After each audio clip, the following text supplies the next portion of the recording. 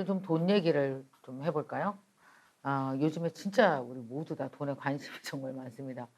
제가 요즘에 생각을 좀 해봤어요. 왜 사람들이 이렇게 돈에 관심이 많을까?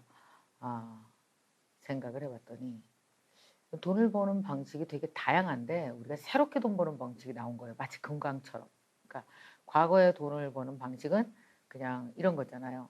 직장에 다 같이 들어가서 월급을 받고 그걸 차근차근 모으는 구조. 이제 이렇게 되다가 지금은 이제 금융에 대해서 혹은 어, 총체적으로 봤을 때 재테크의 방법에 대해서 아는 사람과 모르는 사람과의 차이가 굉장히 벌어지고 있다는 걸 우리가 알게 된 거죠. 그러니까 말하자면 옛날에 우리 30년 전, 저 처음 20대, 30대만 해도 돈을 버는 방식이 굉장히 한정적이었어요. 아주 단순했죠.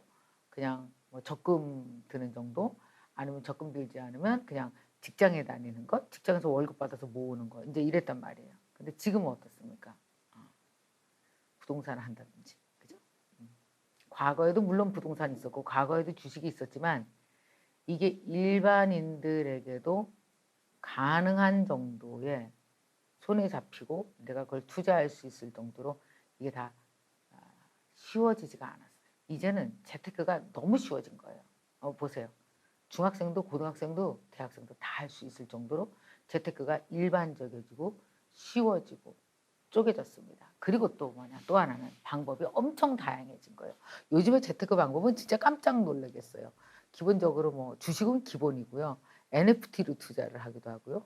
그다음에 가상화폐를 투자하기도 하고요. 미술 작품에 투자하기도 하고요. 뭐 정말 세상 모든 걸 다 투자할 수 있다라고 보면 돼요. 그게 디지털 기술 때문에 훨씬 더 가능해진 것들입니다. 그래서 사실은 재테크에 대해서 일단 공부해야 되나요? 라고 물으신다면 저는 네. 근데 그 많은 재테크 부동산 하나를 들이파도 힘든데 그냥 청약서부터 부동산 쫙 다 주식은 증권 뭐 EFT서부터 모든 관련된 그 개별 주식까지 쫙 다 그다음에 또 NFT 관련 그 디지털 투자 쫙 다 가상화폐 다 무슨 수로 공부해요? 공부하다 돈 못 벌어요.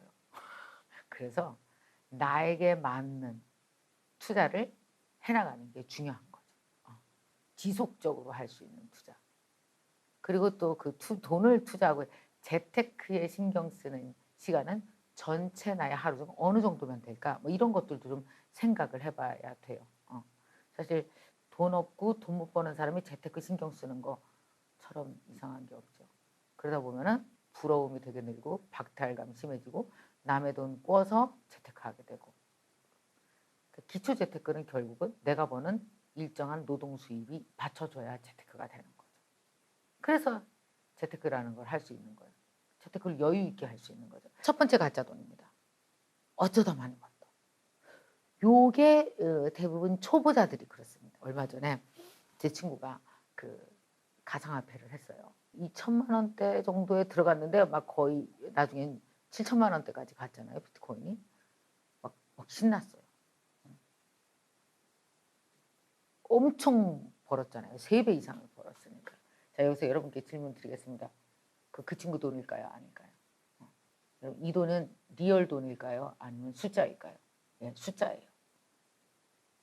근데 7천만 원까지 갔을 때 이 친구가 더 오를 거라는 기사가 계속 났습니다. 그러니까 어떻게 했을까요? 신났죠. 그때부터 시작되는 게 뭐냐면 다른 돈의 수익이 다 시시해지는 거예요. 야, 내가 몇 달 만에 5천을 1억 5천을 만들었어. 그러니까 자기 매달 받는 300만 원 그 월급이 어때? 너무 시시해 보이는 거지. 그리고 나는 제대로 한 것 같아. 야, 그러면 비트코인 또 말고 다른 가상화폐가 또 막 뜬대. 근데 진짜 가상화폐 어떤 거는 3배가 아니고 10배, 20배가 되는 게 있다라는 거예요. 그러니까 어떻게 이제 그때부터 있는 돈, 없는 돈, 그리고 비트코인에서 번 돈 몇 개 팔아갖고 이제 또 얼만큼 팔아서 이제 막 10배, 20배 수익 난다는 그런 데다가 가상화폐에다가 막 투자하기 시작했습니다. 신이 났죠. 내가 번 돈으로 막 숫자가 용솟음을 칩니다. 자, 이거 숫자일까요? 돈일까요? 그냥 숫자예요. 그건 갖고 노는 중이에요. 근데 그 숫자인 돈을 진짜 5천만 원이건 1억이건 빼내려면 어떻게 해야 될까요? 3배 벌었어도 욕심을 버려야 3배 번 돈 인출할 수 있고요. 왜냐? 꼭 6배가 될 것 같거든요. 그러니까 매번 팔 때는 욕심이 바닥까지 내려와야 팔 수 있는 거예요. 해보셨죠, 여러분? 욕심이 요만큼이라도 있으면 3배가 6배 될 것 같아서 죽어도 못 파는 거예요. 아니면 옆에서 또 소식 들어요. 내 친구는 다른 이름 없는 가상 앞에 서서 10배 됐대. 그럼 어떻게 돼요? 내 3배가 또 우스워 보이는 거예요. 그 친구 때문에. 그러니까 여러분, 돈은요, 층층이 감정이 있습니다. 이래서 못 팔고, 이래서 못 사고, 이래서 못 팔고, 이래서 못 팔고. 여러분, 그래서 그런 거 아니에요. 부동산도 어때요? 딱 살아갔어. 그랬더니 평당 3천만 원인데. 헉, 비싸다. 근데 부동산 업자가 옆에서 이거요? 원래 아이고 6년 전에 평당 500 했어. 살 수 있어요? 없어요? 못 사. 6년 전 500에 매달려서. 그럼 원래 돈이라고 하는 것이 감정적으로 엄청 들랑달랑 장난을 칩니다. 그래서 정말 욕심을 내려놓고 용기 있는 선택이 필요해요. 결국 투자는 목적이 있을 때 가치가 있는 거지, 숫자 노름에 매여서 24시간을 보내는 건 어때요? 목적을 상실하는 돈이죠. 자, 여러분 돈은 목적이 있습니까? 없습니까? 목적이 있다면 어때요? 대부분 다 욕심을 내려놓고 선한 의도로, 선한 목표로 그걸 팔아서 진짜 돈으로 만들고, 그리고 그것이 진짜 돈의 역할을 할 수 있게끔 내 꿈을 담아서 목표를 가지고 그 돈을 가지고 뭔가 사업을 한다든지 뛰기 시작합니다. 이게 진짜 돈이죠.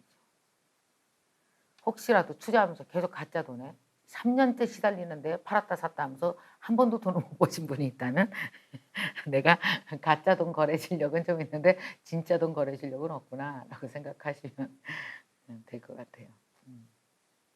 자, 두 번째, 가짜 돈, 누가 준 돈. 나는요 정말 서울 올라와서 남의 집 자취생활만 오래 했잖아요. 난 제대로 된 가구를 가진 적이 없어요. 그래서 결혼하고 한참 후에 제대로 된 아파트로 이사 갔을 때 그때 샀던 소파, 그때 샀던 협탁 있었거든요. 태어나서 처음 그 협탁을 사서 거실 한복판에다가 탁 세워놓고 그걸 볼 때마다 내가 부자가 된 것 같은 거지. 그 협탁 하나에 막 그 기억이 있어요, 나는. 근데 그 협탁이 우리 집에 있거든요, 아직도. 계속 끌고 다니잖아. 안 버리고, 누가 버릴까 봐. 죽을 때까지 끌고 다니는.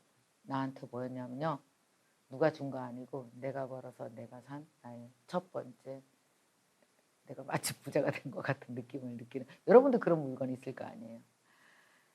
그렇습니다. 사실 가짜 돈으로는 절대 누릴 수 없는 행복이죠. 누가 준 돈으로는. 이건 내가 산 거.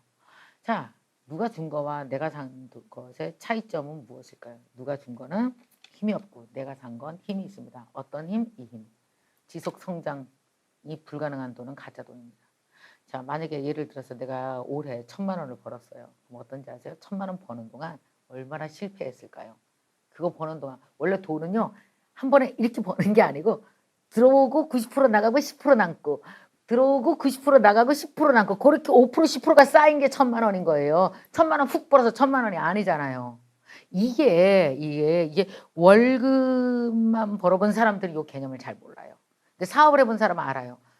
100만 원 벌면 90만 원 나가고 그놈의 10만 원도 제대로 안 남고 나가고 10,000원 남고, 이런 식으로 차곡차곡 쌓여서 1,000만 원이 되는 거거든요.